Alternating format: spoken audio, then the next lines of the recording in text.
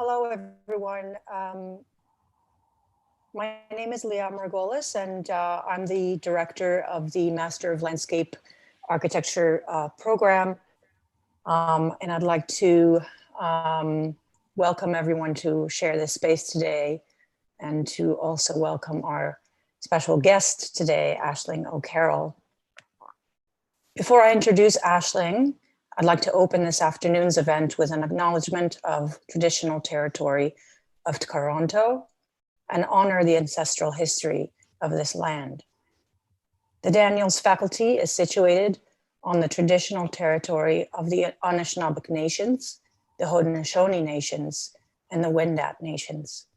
Toronto, which is known historically as the meeting place of many nations across vast territories, is covered by Treaty 13, a nation-to-nation treaty that was signed between the Ojibwe Mississaugas of the Credit Nations and the Crown, as well as Williams Treaty signed with multiple Mississaugas and Chippewa bands. Although we're meeting virtually today, I'd like to remember that our Daniels building is located on Spadina, a name based on the Anishinaabemowin Ishpadina, which means a place on a hill. We're also located within the area of the Dish with One Spoon Wampum Belt Covenant, a pre-colonial agreement that dates back centuries between the various nations of the Great Lakes region to peacefully share and care for the natural resources. In line with this vision of communal responsibility to all of our relations, our landscape architecture program sees honoring and protecting the land and the water as core elements of our identity. Today, the historical meeting place of Toronto is still the home to many First Nations from across the continent of Turtle Island, and we're grateful to have the opportunity to gather, teach, honor, and protect this land. Aisling's talk today, entitled Reconstructing Reconstructions, is asking us to consider past and present histories through the act of reconstruction. She claims that construction are both historiographic representations, yet inevitably also something new. As such, history is intimately linked to how we address the challenges of the present, namely climate change. Drawing on diverse practices of reconstruction in fields from architecture and landscape to geology and archaeology, Aisling will share today research and speculative design studies from her own practice to explore the politics, truth, and affective nature of reconstruction and representation in framing knowledge and ideas of landscape. Aisling O'Carroll is a registered landscape architect, trained in both architecture and landscape architecture.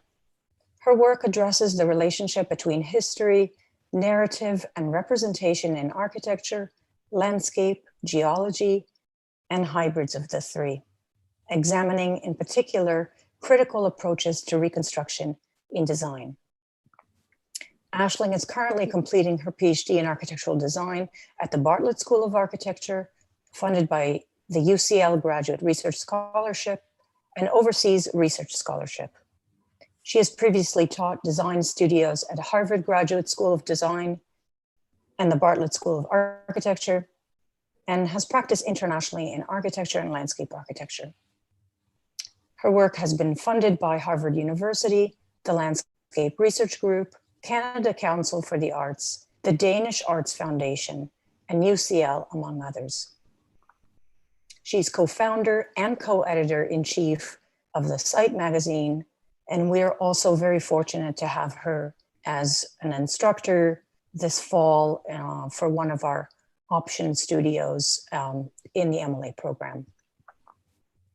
The format for today's event, we will have a presentation from Aisling and then have time for a follow-up of questions and answers. This event is being recorded and being broadcast on YouTube. So I would ask you that you please turn off your camera if you do not want to be recorded. you're welcome to leave it on if you don't mind being recorded. I also ask that you keep yourself on mute throughout the presentation. And during the Q&A, if you'd like, you can identify yourself in the chat as someone who wants to ask a question, and we can unmute you. Alternatively, you can also type your comment or question in the chat function of this Zoom. So without further ado, I'd like to welcome Aisling and ask her to start her presentation. Thank you. Thank you, Liat. Thank you for the introduction and also for the invitation to speak today. I'm really happy to have the opportunity to share some of my recent work and design research, and I'm particularly looking forward to the conversation following and any feedback or comments from anybody in the audience. And thank you also to everybody who's joined. It's really great to see some familiar faces. Some of you I haven't seen in a really long time, so it's great to be able to take advantage of Zoom to connect again. But also, while saying thank you, I just want to acknowledge that portions of the work that I'll be presenting today have been funded by the University College London, as well as the Landscape Research Group and the Danish Arts Foundation. So I'd like to thank all three of these organizations for their support and for making the work possible. So today I'm going to be speaking primarily about my most recent and ongoing doctoral research, where I'm working on developing a practice of reconstruction as a form of both design research and design proposition. This work has developed out of my interest in learning to read landscape as an archive that can be used to reconstruct both human histories and geohistories. In landscape, we're never working with a blank slate. We're always working from something that exists, something that has a history. As landscape historian Thais Away writes, to design well requires engaging the often convoluted past of any site and its sense of place. This means asking who was here before and what did this place mean to them. This requires revealing the histories that have been erased or rewritten to support an alternative narrative. Every site holds memories, both remembered and forgotten, both acknowledged and erased. All places have meaning and thus have a history, in fact, multiple histories. Every site is thick with history. And the histories and narratives of landscape can be found in written accounts in the books and annals that we regularly turn to for historical records, but they're also found embedded in landscape itself, where they can be deciphered through a reading of landscape's physical material, through its strata, its folds and faults, through the movement of sediment and rocks, through its frozen ice, and in the physical structure of plants, for example, the tree rings or distribution of species and adaptations of species. Equally, these histories can be found in drawings, paintings, scientific observations, and other representations of sites and landscapes. So in my research, I'm interested in, first of all, the methods of discovering, reading, and deciphering these histories. But secondly, I'm also interested in looking at the ways that these stories are retold and how this rereading or retelling of history can open up critical conversations and debates about the politics of landscape, as well as our ways of engaging with and designing with landscape today. As environmental historian Jason Moore writes, our environmental condition and our way of seeing it is historically produced. Nature is not just there, it's historical. And as such, it's important for us as designers to develop an understanding of the historicity of our relationship with and construction of nature in order to reconsider our future relations. So as Moore writes, how we tell stories of our past and how we respond to challenges of the present are intimately linked. And in the context of today's increasing environmental instability, a historiographic approach is needed to transform methods, practices, and ways of seeing landscape in the present. So while acknowledging the importance and urgency of the technological work and design responses being carried out today to remedy identified crises, the work that I'm going to be presenting here takes an alternative approach by excavating our historical understanding of landscape and nature to reframe how we see and engage with natural systems today. And I take this approach in order to understand landscape not only as a physical ecological system, but equally as a cultural historical system. And both of these perspectives are necessary to really change practices and our responses today in radical ways. So as a bit of background, my interest in exploring ways of retelling landscape histories began with a number of early projects, and I'm going to just mention two briefly here. The first one looks at the Blue Ridge Parkway in the United States, which is a 469-mile-long scenic road that passes through the Appalachian Mountains in North Carolina and Virginia. This is the longest linear park in the United States, and the park itself is made up of the road as well as its right-of-way, which includes over 200 overlooks and various tourist sites and services throughout its corridor. After the road's construction in the 1930s, the road became a popular destination for patriotic tourism through recreational motoring. Along its length, views of forests, peaks, and waterfalls, together with scenes of Appalachian mountain life, present a picturesque view of the early settler way of living and a patriotic view of the US American history with the landscape. On the event of the Parkway's 50th anniversary, the road was described in an issue of Southern Living magazine as a good road, a road that does not fight the mountains, their geography, geology, or history, but rather follows their every twist and turn, every ascent and descent. The Parkway never seems an intruder among these mountains. This view, however, is thoroughly choreographed, and it conceals its construction through this harmonious, idyllic aesthetic. The roadway's overlooks present a view of romanticized Appalachian life and seemingly untouched slopes, but this history excludes earlier histories of indigenous peoples who occupied the landscapes for centuries, and it also excludes the massive transformation of the landscape that took place with industrial forestry at the beginning of the century and with the construction of the road itself. Instead, these histories are replaced by a rhetoric of cultural heritage that relies on the preservation of a particular scenic experience. And my research looked at how this limited narrative and fixed approach to preservation of the Parkway and its viewshed produced a tension in the landscape as the landscape continued to change and evolve. So the maintenance of the Parkway's narrative and landscape ultimately contributed to ecological shifts, including the spread of rhododendron maximum throughout the forest understory. And you can see the rhododendron here in the slide. And the spread of this species resulted in increasing instability and slope failure due to the plant's shallow root structure and top-heavy weight. So the research developed as a design project, which challenged this regime of scenic preservation, exploring how, by strategically applying the protocols of preservation, in this case designating the road itself as a cultural monument, one could release sections of the landscape from the Parkway's rhetoric of cultural heritage and actually reveal a more complex and layered history.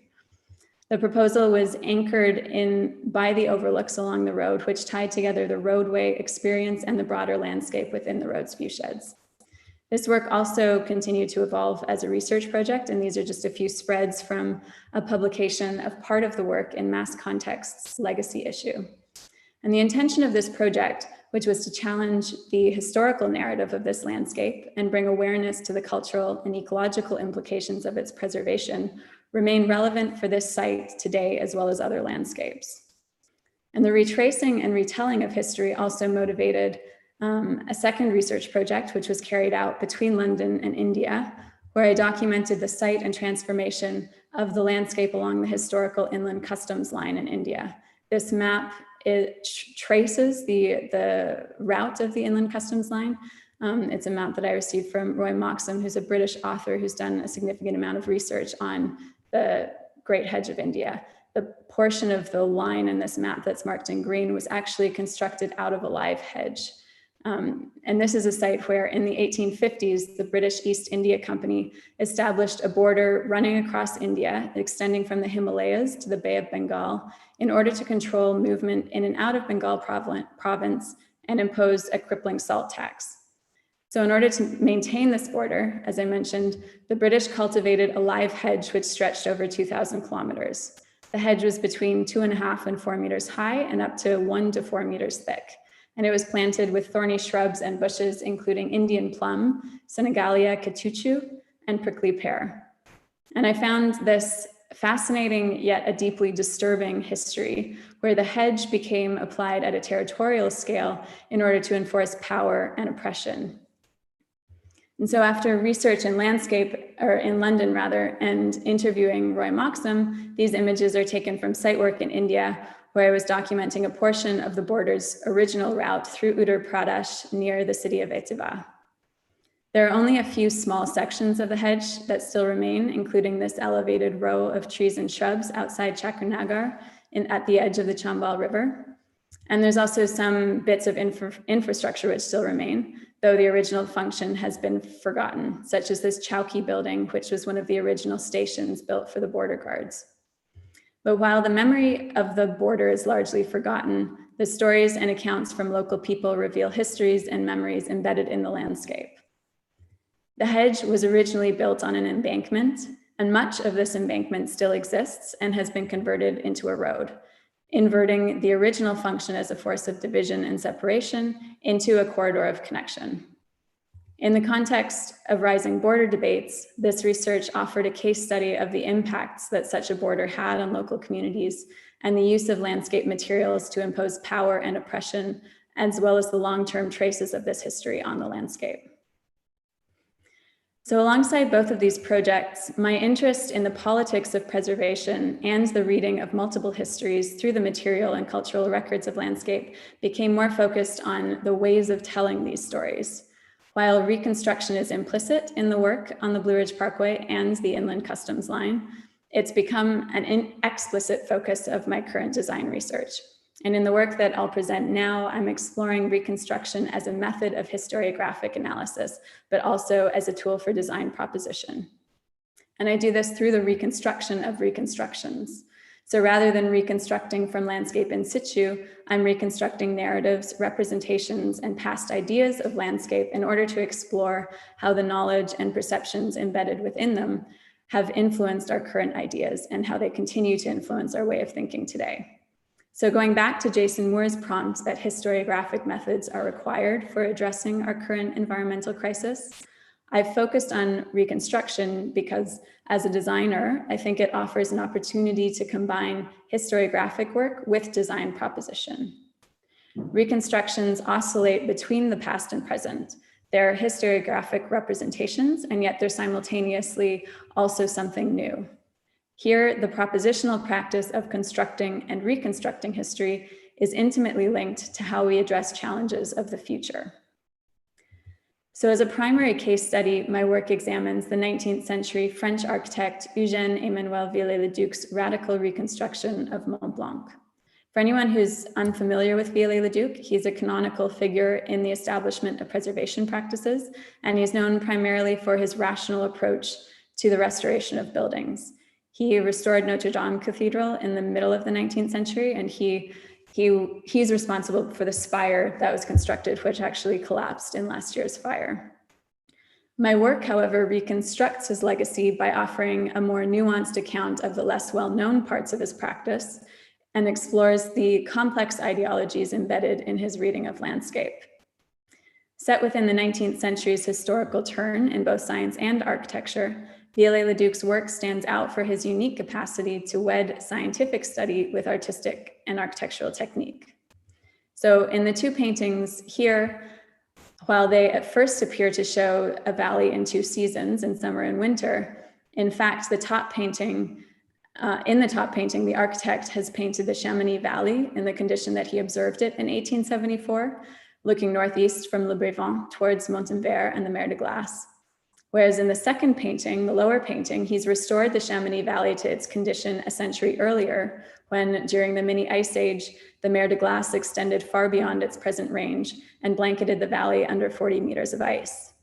Viollet-le-Duc restored the lost glacier based on local accounts and by carefully reading the traces that the ice had left on the facing slopes.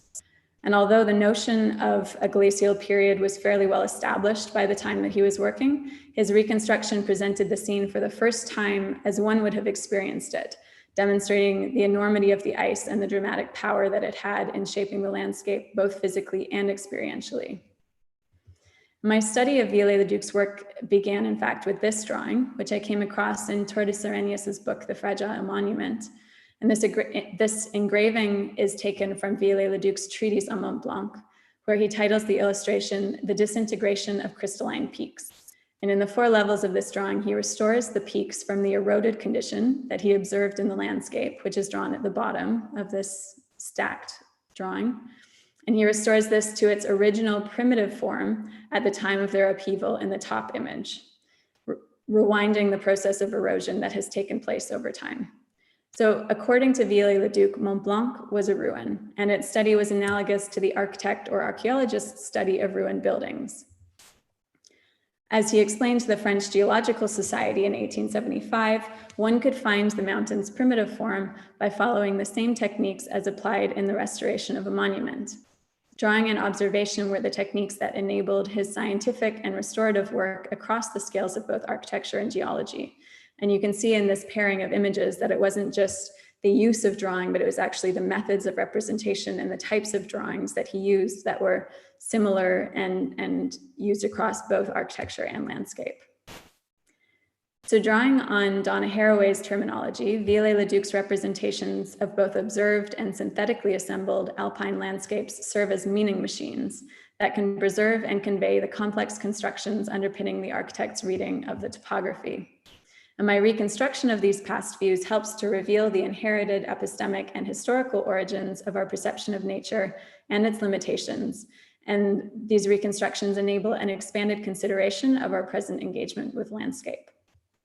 So over 8 annual expeditions carried out between 1868 and 1875, Viollet-le-Duc traversed the entire mountain range and produced over 500 sketches and measured perspectives.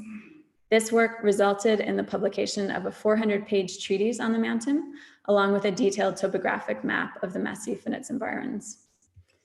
And through the process of drawing, he developed a precise knowledge of the landscape before him. And furthermore, he reconstructed its history and memory by reading the traces of past events legible in its formations and surfaces. Science historian Lorraine Doston has written extensively about the 19th century's preoccupation with objectivity and learning from nature, which is a sentiment that Viollet-le-Duc obsessively reiterated in his work. Throughout his work, he emphasizes the use of drawing and observation as neutral practices that were capable of generating truthful knowledge. Several of his drawings, like these here, are carefully annotated with notes and diagrams, recording his observations and conclusions about the structure and formation of the landscape. Yet, as was the case for most 19th century practitioners, Viollet-le-Duc nevertheless relies on scientific imagination. In several analytical drawings like these here, geometric line work is superimposed, resolving the crumbling angular profiles of peaks into regular geometric forms. These drawings were more than simply neutral recordings. Instead, they combined observation with architectural thought. His geometric ordering of geology, which he claimed to have established through field observations, was actually developed at least 2 years before his visit to the Alps and was based on pure mathematics. These images are taken from his article on style in his Dictionnaire raisonné, where he describes the rhombohedron as the basic geometric form underlying the Earth's crust. And with this reasoning in hand, Mont Blanc offered a model for the globe, and through extrapolation, it demonstrated the universality of natural laws and geometric order. So his fieldwork can be read as a demonstration of this theory rather than as a true process of discovery. As anthropologist and sociologist Vicky Kirby notes, any equation of scientific observation with objectivity is false. Rather, any imaging or representation of opinions and observations is necessarily caught up in the business of knowledge notation. My aim in examining Viollet-le-Duc's drawings is to unpack the knowledge notated within them. This didactic illustration offers the clearest expression of the architect's geometric ordering of the landscape. In the drawing, there are 2 figures placed side by side. On the left is a half rhombohedron, the architect's universal ideal geologic form. And on the right is the eroding form of a mountain peak. And by placing the 2 figures side by side, the drawing oscillates between the ideal model and the observed figure, between the action of restoration and that of ruination. As drawn, the peak appears to be perfectly circumscribed by the form of the rhombohedron, when in fact, the elevated peaks can't possibly correspond to their plotted base while fitting within the geometric volume. This misalignment is most clearly evident in the top left corner of the mountain drawing, where the base of the peak lands just shy of the back edge of the rhombohedral plane, while above it, vertical peaks stand 2 layers deep, occupying a depth that's much greater than that remaining between the base of the peak and the vertical face of the rhombohedron. The apparent coherence of the peak and the rhombohedron is only possible by means of visual trickery and imagination in a convincingly drawn projection. So for me to really understand what Viollet-le-Duc was representing and his translation of the mountain peak to this idealized form, I first needed to know what the peak was and how he had observed it. Although the peak is unnamed in his sketch, he describes it as the remnant peaks separating the glacier towards Blatière from the Vallée Blanche. And by reviewing his field notes and sketches, I identified the peak as the Dent du Requin, which is recorded in this panorama view by the architect. It's a sketch that he made from the Takul station point in the summer of 1872. So the first part of my reconstruction of this work was to observe the peak from the perspective that Viollet-le-Duc had originally observed it.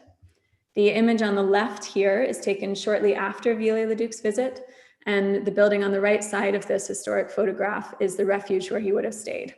This building is still there. You can see it on the right side of the recent photograph, my photograph from last year, but it's no longer open for access it's no longer open or accessible to guests. Instead, a larger building has been built to replace it around 1900, and this is where guests now stay. So in addition to the change in accommodation, the excursion was more radically transformed by changes to the glacier itself. In the 19th century, the mer de glace was, as its name suggests, a sea of crests and crevices, which would have made the trip to the Takul much more cumbersome than on the lower retreating ice surface that currently exists. These are some images from my own excursion that show what the surface of the glacier is like today. These crevices are located at the confluence of the mer de glace and the glaciers du Takul and de l'Échaud. And this is a much more limited area in which the sea-like surface still remains, but it's already much softer than it was centuries ago. And here at the edge of the glacier, you can begin to get a sense of the scale of the glacier and the rock material. You can also see in the middle of the image that we're standing in that scene, so you can at least get a sense of scale from the people. And although it's no longer possible to reach the position where Viollet-le-Duc was stationed, the Takul is actually on the left side of this image, and the base of that peak has become unstable and unsafe with the retreat of the glacier. But still from this position, you're able to see the Dent du Requin, which is the sharply pointed peak on the right side of the image. And you can also see from this angle, which is fairly close to how Viollet-le-Duc would have viewed the mountain, that the peak's overall form lends itself to a prismatic reading from this perspective. So from here, I moved on to actually trying to reconstruct Viollet-le-Duc's version of the Dent du Requin. So Viollet-le-Duc's orthographic construction of the mountain peak removes the viewer to an elevated abstract aerial perspective. In this sketch, we as humans are separated from nature as distanced observers, and it's our intellectual capacity that not only differentiates us, but enables us to comprehend and cognitively control the rational, measurable order of nature. So in this drawing, he distorts the peak first by transforming it into orthographic parallel projection, but then also by shifting to a speculative aerial perspective. This is a view that he would never have been able to observe himself. And together, these transformations produce an entirely new construction of the landform. So by using hybrid analog and digital methods in my own study, Viollet-le-Duc's peak is reconstructed by projecting the architect's line work into three-dimensional space, perpendicular to the drawing's original surface. The form of the peak was modeled within an array of projected lines in the space where they intersect the rhombohedral prism, and the final form was adapted to correspond to the original drawing. So here you can see the highlighted area is the most conspicuous conflict area within the representation. And while my modeling of the landform necessarily requires speculation to determine the ultimate height and configuration, the alignment of the drawing means that it's impossible for any configuration to fit the peak within the rhombohedron without any significant distortion. So in order to produce a physical model of the landform, the peak was milled with two-sided machining of high-density foam. And this machining of the material is legible in the traces of tool paths left in grooves and steps on the surface of the final landform, in this way expressing the digital process of fabrication. Here you can see an image of the final model alongside the idealized peak, as well as the rhombohedron together. And here, although it's mirrored, you can see the model alongside the original work. So in making this reconstruction, I worked back and forth between the original drawing, its three-dimensional projection, as well as using the topographic data of the actual peak as a reference to verify my own interpretation of Viollet-le-Duc's drawing, and as a basis for ultimately determining the scale and arrangement of the model. Here you can see in this photo an angle of the mountain model, which is more closely matching the original angle in his drawing. So through the process of reconstructing Viollet-le-Duc's illustration, the limitations and errors of his construction become apparent. And in his attempt to be faithful to a purely scientific mode of observation and representation, Viollet-le-Duc inadvertently demonstrated the incapacity of such a rational framework to accommodate the complex reality and contingent history of the geological monument. My new meaning machines deconstruct Viollet-le-Duc's rationalization of geology by reconstructing both the peak and the relationship between observer and monument. So in the process of reconstruction, however objectively it's intended, it's not only scientific, but necessarily speculative. And in reconstructing Viollet-le-Duc's Dent du Requin, the work inevitably generates something new for a second time around. And while this reading of Viollet-le-Duc's drawing of the mountain peak fits within the dominant understanding of the architect and his rational approach to architecture and restoration, to leave the interpretation at this would ignore a much more complex and layered dimension of his study of landscape and history, a study that ultimately is tied to larger ideas of nation, race, and history. So for this, I'm going to shift to another construction of Viollet-le-Duc's, which is his home, La Vedette, which he built in Lausanne, Switzerland, after purchasing a plot of land in a new subdivision east of the city in 1874. The house, which is aptly named La Vedette, meaning mounted sentry or posted outlook, sat on a slope overlooking Lake Geneva and the Alps beyond, and served quite literally as an observation point of the landscape that had become the intense focus of his study. It was in the front room of this house that Viollet-le-Duc culminated his alpine investigation with the installation of a painted panorama that depicted a geotectonic reconstruction of the alpine landscape. As determined by the research of architectural historian Jacques Hubler, the landscape depicted in this panorama was not an existing site.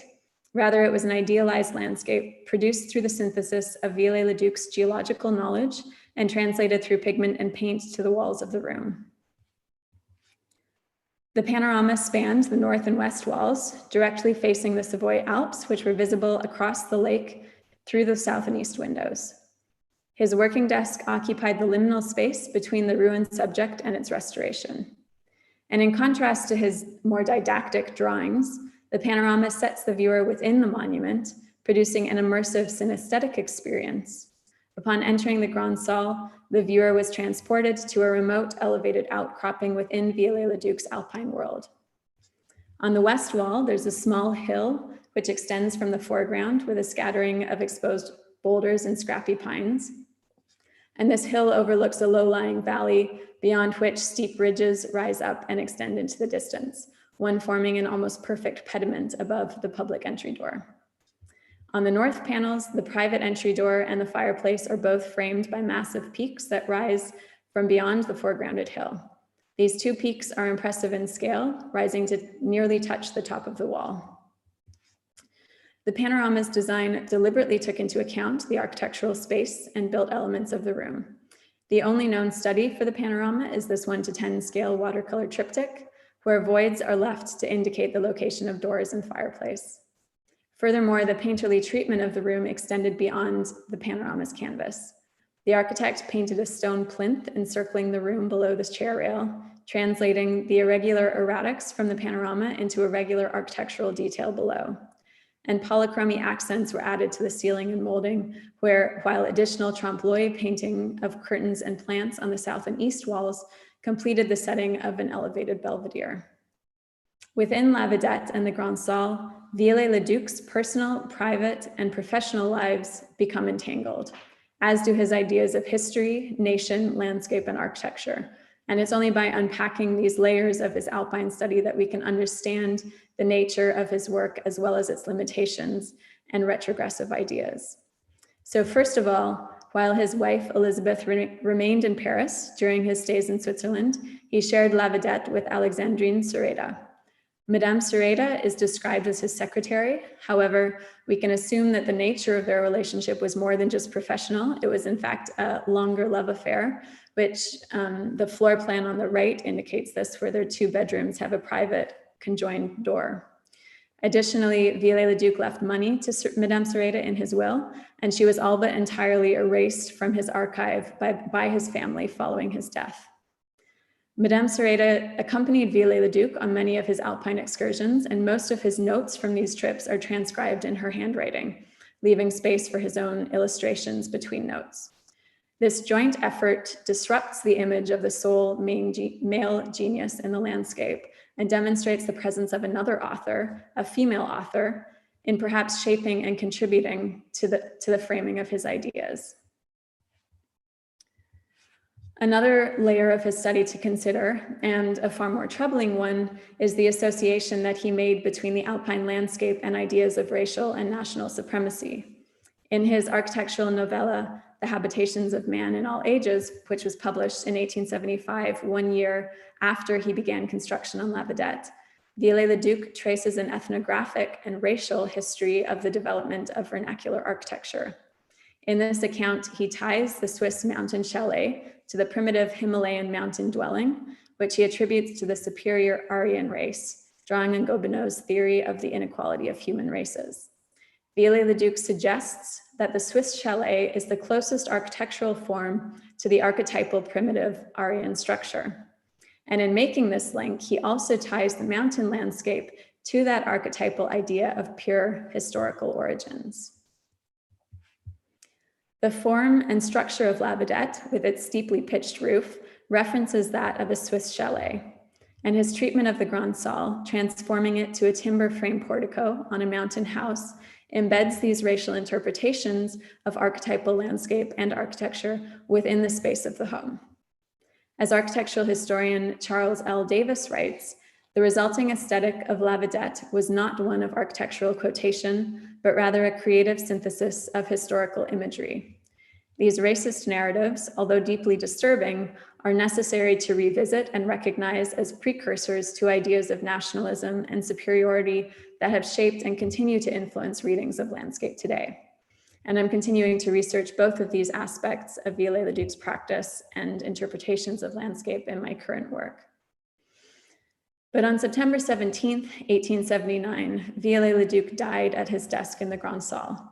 And following his death, the house passed through various owners and underwent several renovations, and the panoramas were lost at an unknown time. Void of its panoramas and drawings, the home's history and the work that it bore witness to were forgotten.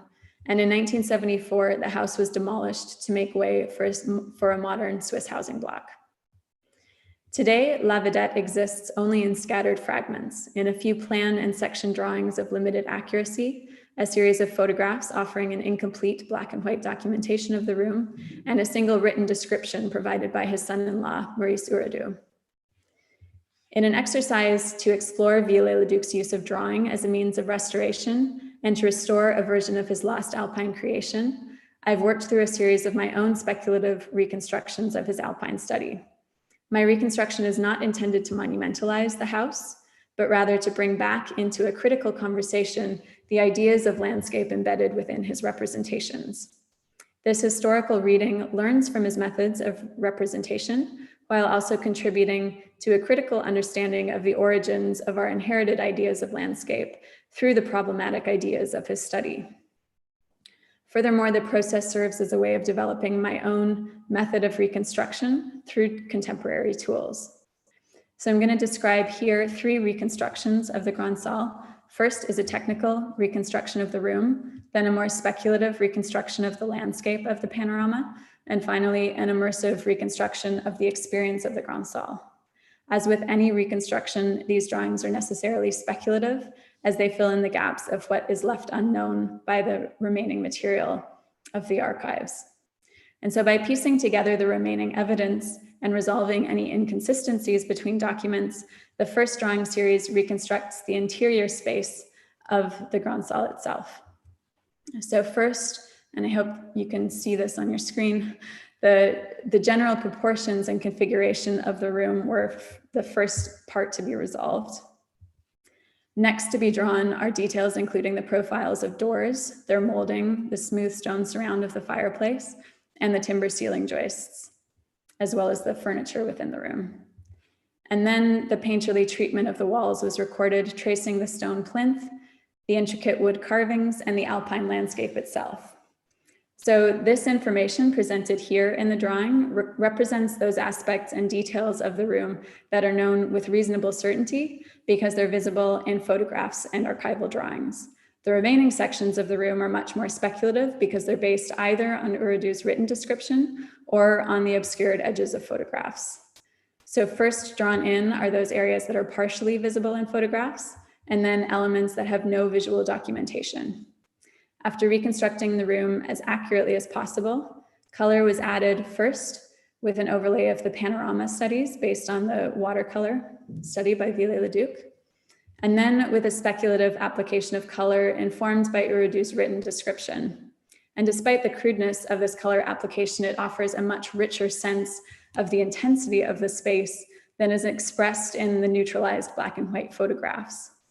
Here, the line weights and vibrancy of rendering are used to code the varying levels of knowledge and certainty into the drawing. This unfolded drawing, which has been described by architectural historian Robin Evans as the developed surface drawing, unfolds the room like a self-contained world. As Evans describes, the developed surface emphasizes the interiority of the room, in this case the Grand Salle, as a space distinct from the rest of the building, one which was closer to the elevated Alps than to the foyer outside its doors. And here you can see a detail of the room and model alongside one of the original photographs of the room.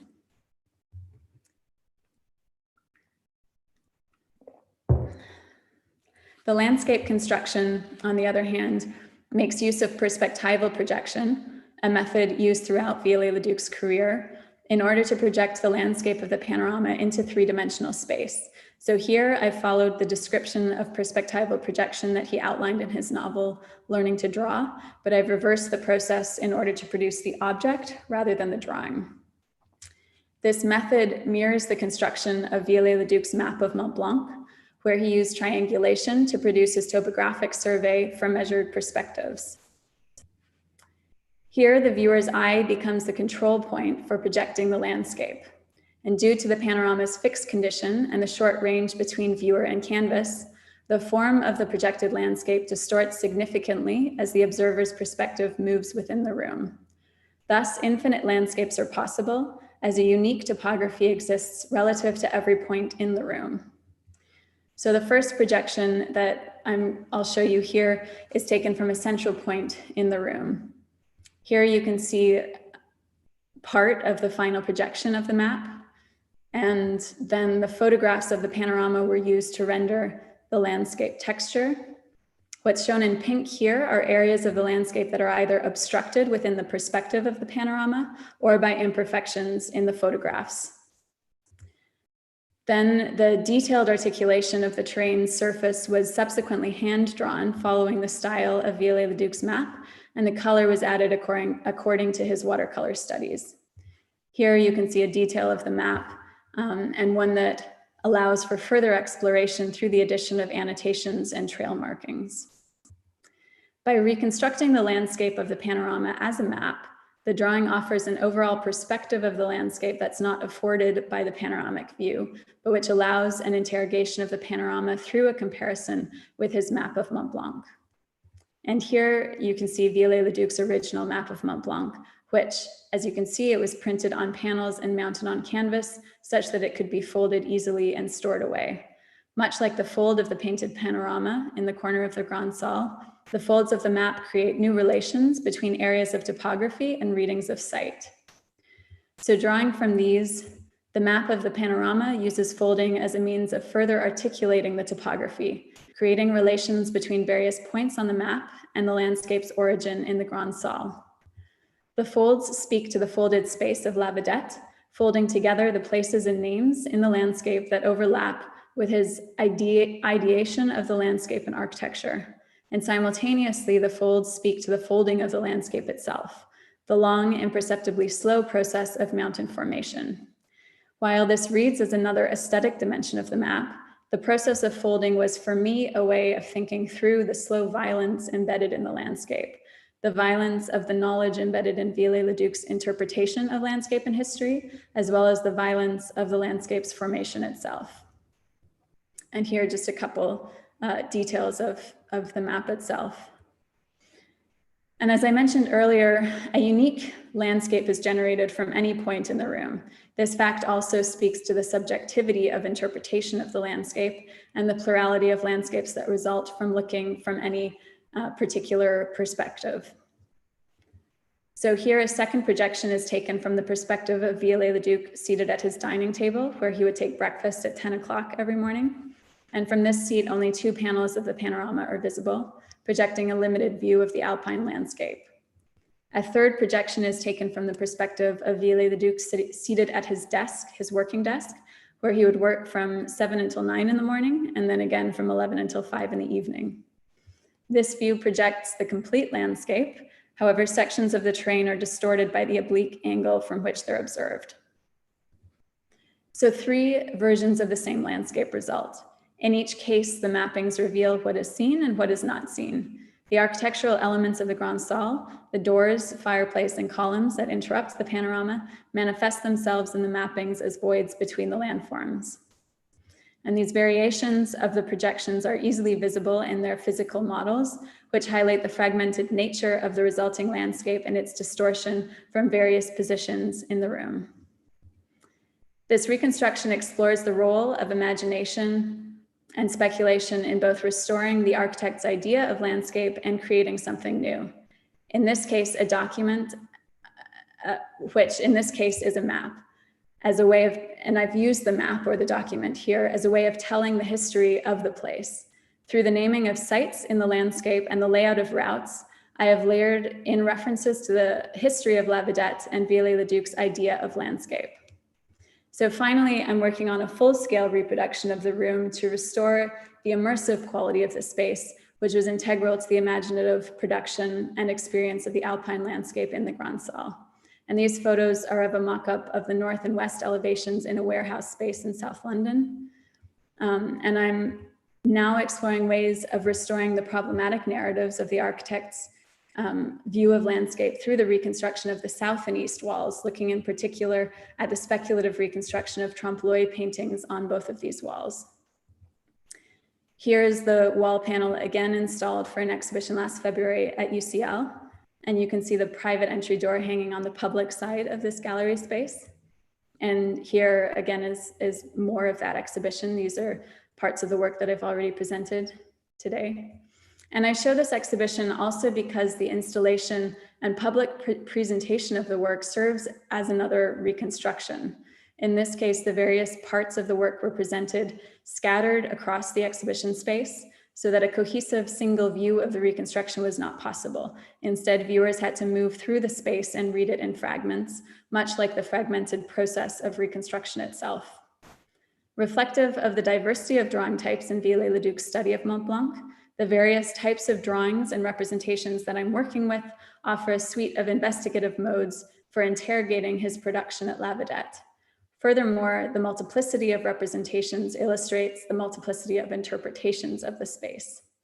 Whereas Viollet-le-Duc was restoring what he saw to be a universal system, my work instead reconstructs his study of Mont Blanc as a specific historical perception of landscape. The new meaning machines, which I'm producing, deconstruct Viollet-le-Duc's rationalization of geology by reconstructing the relationship between landscape, observer, and monument. While the work presented here focuses on one particular, very specific historical case study, this research serves as the basis for establishing methods of investigation, techniques of reconstruction, and a line of questioning that I'm carrying forward into my next projects, where I'm now moving away from Viollet-le-Duc to work with sites now in situ, tied to the early establishment of glacial theory and geological sciences. These new sites and their narratives, while again intended to be objective, nevertheless become entangled with notions of culture, nation, and race. But the intention of this work, as with the study of Viollet-le-Duc, is to reveal these ideas and histories, and in doing so, to reveal the inherited epistemic ideas of landscape and their limitations, forcing us to question the limitations and inherited ideas of our own ways of seeing and thinking about landscape. And these ideas which continue to be perpetuated today within practices of landscape and in cultural heritage preservation. So returning back to the idea of landscape as an archive to be read, and in taking this approach, it's important to recognize that history is not a fixed thing, rather it's dynamic. And like the landscape itself, it's constantly shifting, changing, and developing, a process that we ourselves are inevitably caught up in as well. So at a moment of increasing environmental instability, while we cannot escape our own participation in the cycle of knowledge's social construction, this historical reconstruction offers a tool to radically reframe how we approach, engage, respond to, and design with natural systems. Thank you very much. Thanks, Aisling. This was a fascinating talk. And I'd like to invite the audience participating to either include their questions in the chat, which can be found at the bottom center of your Zoom screen, or you're welcome to also write a note that you'd like for us to unmute you, and you can ask the question or make a comment directly to Aisling. I wanted to start with sorry? Sorry. I might just stop sharing my screen for the discussion. Is that best? I think it's I think it's nice to have the images up, okay. Actually. I was wondering, maybe starting from the end, if you could point to, if you've been able to do so, assess the kind of influences on our perception today, if there are any sort of, specific examples or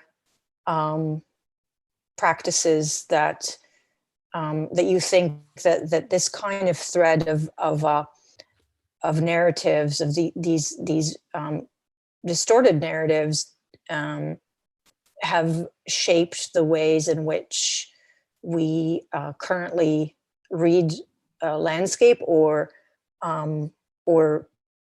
practice preservation. Yeah, I guess, maybe one place to start would be going back to, for example, the study, the reconstruction of the Dent de Requin, which I think that drawing and the transformation of this mountain peak into a really rationalized and mathematically measured model of landscape, while we've moved away from ideas of being able to, we've largely moved away from ideas of being able to kind of control landscape and nature. We recognize that it's beyond our ability to do that for the most part now. I think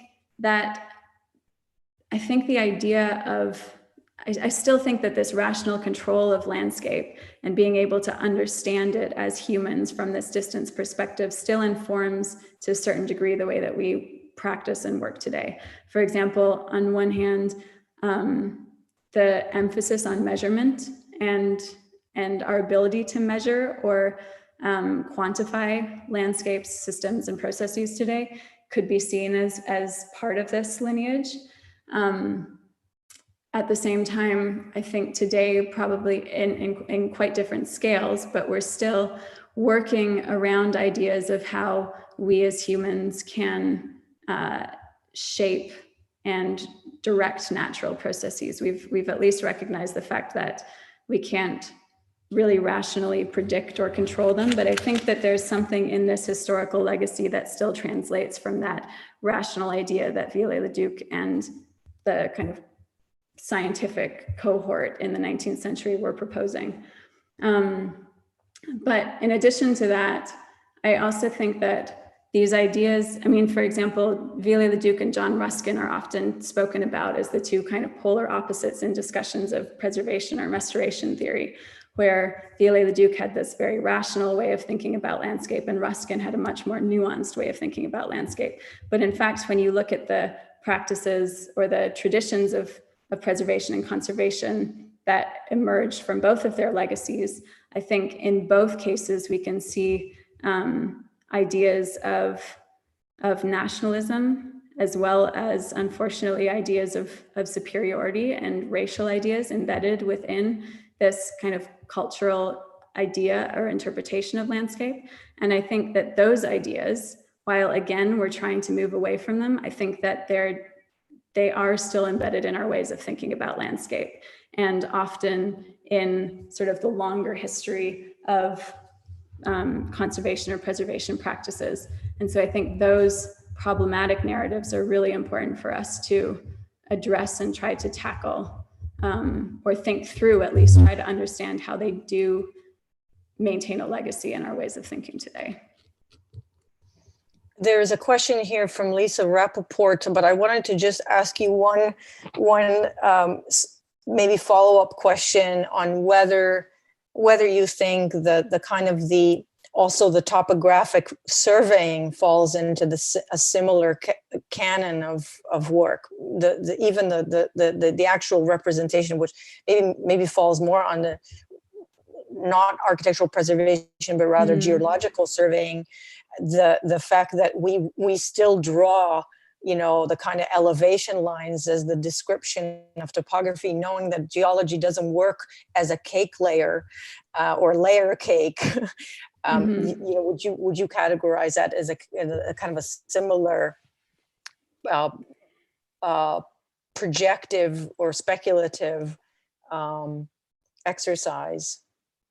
Yeah, I mean, I guess those types of sort of stratified drawings, but even just modes of representation more generally than that, the way that we've developed a visual language of documenting and communicating ideas of landscape and geology, I think that definitely comes out of this history as well. And I mean, I will also say that while I'm critical of Viollet-le-Duc's ideas and the very problematic ideas that are embedded in his views of landscape, the representations still, like, they can be extremely tantalizing and captivating, the way that he's drawn these sort of prismatic forms.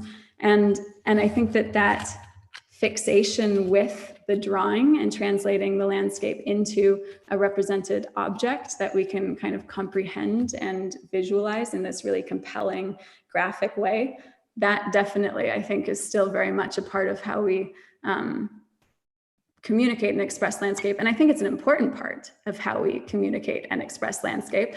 But maybe one thing that I've found really important to take away from this study is the necessity to constantly question and interrogate the representations that we receive. And I think the description that I've mentioned from Donna Haraway, where she talks about representations as meaning machines, I think that it's such a important way of thinking about representations, and it's been really useful for me in my own practice. But just the constant need to question and challenge those representations and try to understand the knowledge that's embedded within them. So yeah, whether it's geological drawings or more maybe experimental or artistic representations. Lisa writes, Viollet-le-Duc was writing the legacy of Alexander von Humboldt and many others, mostly printers, Smith, Darton, Bruguière, etc., over the 19th century, that were trying to find ways to depict the geology and relative heights of all the mountains and eventually rivers of the world. These were marvelous and imaginative graphical reconstructions and distortions in order to compare or contrast that were emphatically painterly. They were trying to be scientific, but it isn't about trying to get human control over the landscape by documenting it. I believe that was a comment. I'm not sure if you want to respond to that. Well, I guess the last part of that comment, just about, is it about trying to establish some sense of human control over the landscape by documenting it? And I think absolutely, I definitely agree with that. And I think you can see in the drawings, for example, again, going back to the drawing of the Dent de Equine, but even the mapping of the Massif of Mont Blanc, that drawing itself was a way of establishing a sort of intellectual or rational cognitive control of the landscape. I think the whole study of Mont Blanc was really about reducing the landscape, or simplifying it rather, to a series of principles, which some could be represented visually in sections, plans, and drawings. Others he's described in his treatise on Mont Blanc, but being able to comprehend that system rationally, so that in the panorama, for example, he could reconstruct a landscape scene by following the principles in the order that he deduced through his observations. So that panorama is not an actual landscape, even though it looks like it could be, but it's an invented landscape, which he produced by piecing together and synthesizing the knowledge that he's extracted. So yes, I would agree with that comment, absolutely, that the representation is used as a tool for establishing knowledge and control of those systems being represented. And I guess that's something that's difficult to break away from, but something that we hopefully will all try to do in the work that we're doing today. We have another comment here and a question. Fionn Byrne from UBC. Thank you for the exciting lecture. Outstanding use of representation. Out of pure curiosity, do you have any insight on why Viollet-le-Duc felt the need to wallpaper his room with what was outside his window? Is there an answer, an attitude which touches on the perspective, picturesque versus immersion?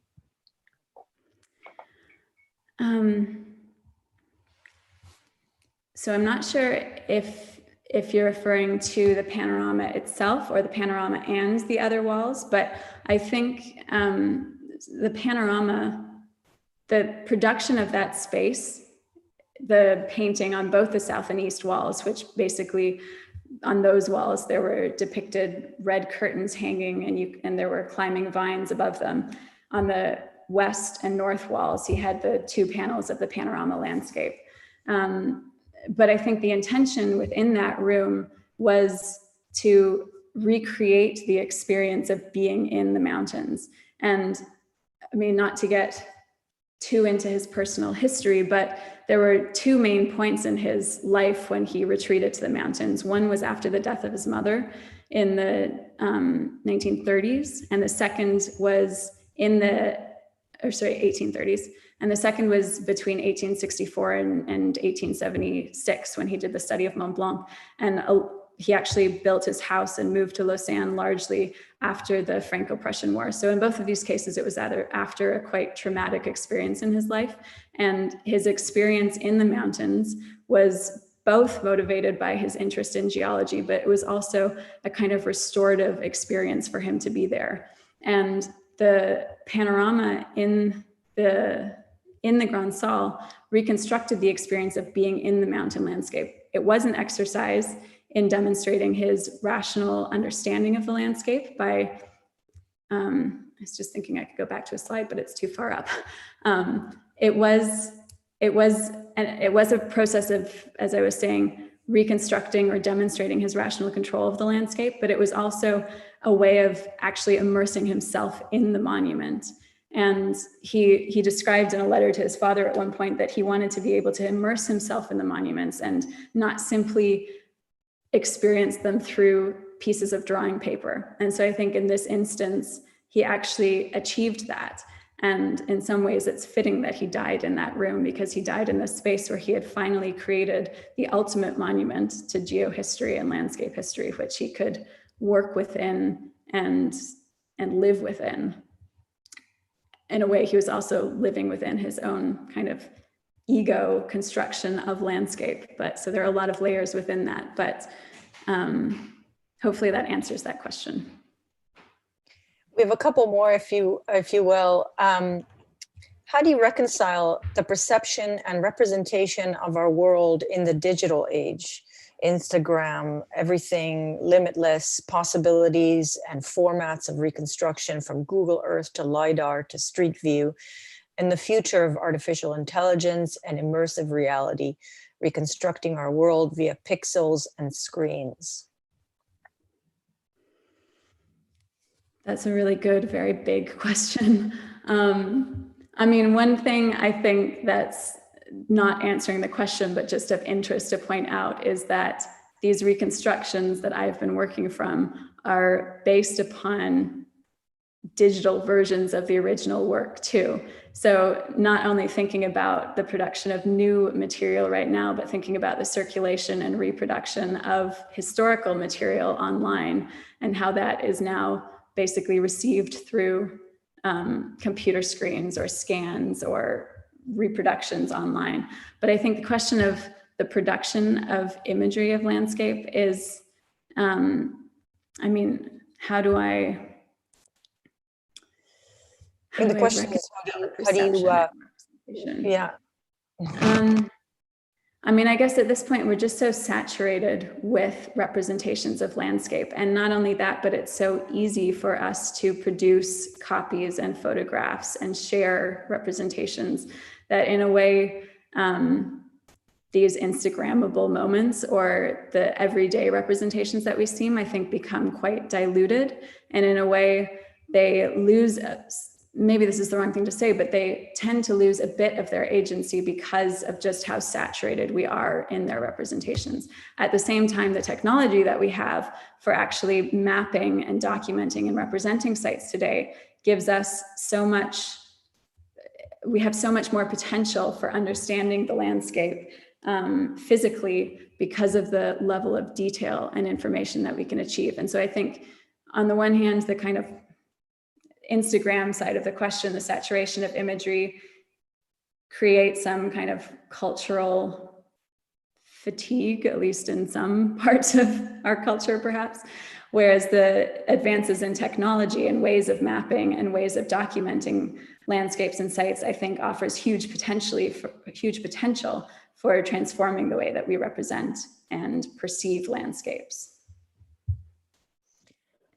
I wonder, also what's the connection to your very first case studies that you pointed out, the kind of the connection between the road, the overlooks, the signage, and then the Instagrammable moments, because that also has an interrelations. In other words, people are not just Instagramming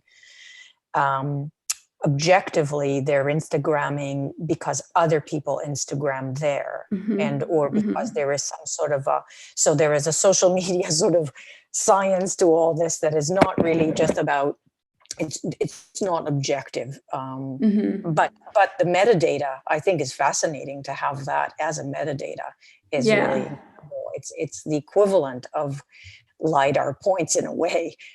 We have a couple of other questions. Thank you for the, from Nick Cabelli. Thank you for the tour of your exciting research. Dr. Haraway also suggests that we have, quote, squirt inky night into the visualizing apparatuses of the technical sky gods, end quote. I was wondering if Aisling might be able to speak more about the full-scale reconstruction and how this kind of visualizing apparatus supports, explains, or otherwise engages with the rest of the research. Well, I guess the full-scale reconstruction, it was important for me to do that first as just an exercise in understanding the space of that room. And this kind of goes back to that previous discussion about representation, because the material, archival material, I mean, a lot of this I did collect through archival visits, but a substantial amount of it is also available online. And it's a completely different experience or understanding of a space and room when you are looking at a photograph of the room, either printed or on your screen, than if you actually were to experience the space of the Grand Salle in its immersive experience. And I think that immersive quality of the room is really important to understand the experience and what Viollet-le-Duc was creating there. So installing it first at 1:1 was really part of the research process to just understand the scale of that drawing and how it would have been perceived in the space of the room. And since then, it's become more of a way, or I'm developing ways of using that as another kind of critical aspect of the reconstruction, because as I mentioned, the south and east walls, I know that there were engravings painted on engravings of wood on those walls with figures and depictions of different scenes in the bay window, for example, but there's no documentation of what that was. And so details on those walls offer the opportunity to, again, perhaps explore some of the more problematic aspects of his narrative. So moving forward, I'm interested in how that reconstruction can, again, weave in different readings of his study of the Grand Salle and his study of Mont Blanc. We have a question from Natalie Corner. Excuse me if I'm mispronouncing your name. Thank you for your wonderful presentation. Maybe you can talk about the notion of interiority. You brought this up in relation to the projected surface drawing, and I assume it was your artistic interpretation to depict the room like this, not Leduc's. The emphasis on interiority is very revealing, both because of the loggia illusion and because of the idea of being surrounded by mountains as a kind of immersion in the great indoors. Thank you for the comment and question. And I think, Viollet-le-Duc, I don't believe, or I haven't come across examples of developed surface drawings in his own work. So it was a way of trying to unfold and explore this room in its interiority, because I think it's this kind of fascinating space which really does separate the viewer or person within the room from the rest of the house. And like I said, it brings you much closer to the alpine landscape from the panorama paintings than to the rest of the house itself. And so it's this kind of strange combination of, on the one hand, being very interiorly focused or very insular and very contained within the walls of the room. But at the same time, the representation, by applying that representation to the walls of the room, it breaks down those limitations of the room, creating a much larger, more expansive space. So it kind of plays off of the two. It's this interior space, but then it's also something that just simply cannot be contained by the limits of a room, which goes stretching beyond physical space, but also temporal space, looking at the relationship between the reconstructed panorama, and I think the play between that and the actual Alps, which you see through the windows to the south, creates also a space within the room where there is this dialogue between the ruin and the reconstruction. Okay, thank you. Thank you. Kaval Aftab, who's one of our current PhD students, writes, thank you for your presentation. I'm wondering if you could speak a bit about your labor in archival research, in particular, what sort of source material, documents to use of the use of landscape elements in colonial territorial projects like the one shown in the UP region, UP region. I think that's the Uttar Pradesh region, perhaps, in the study of the Great Hedge in India, I believe. Okay. And actually, for that project, I have to say that finding archival material has been extremely difficult.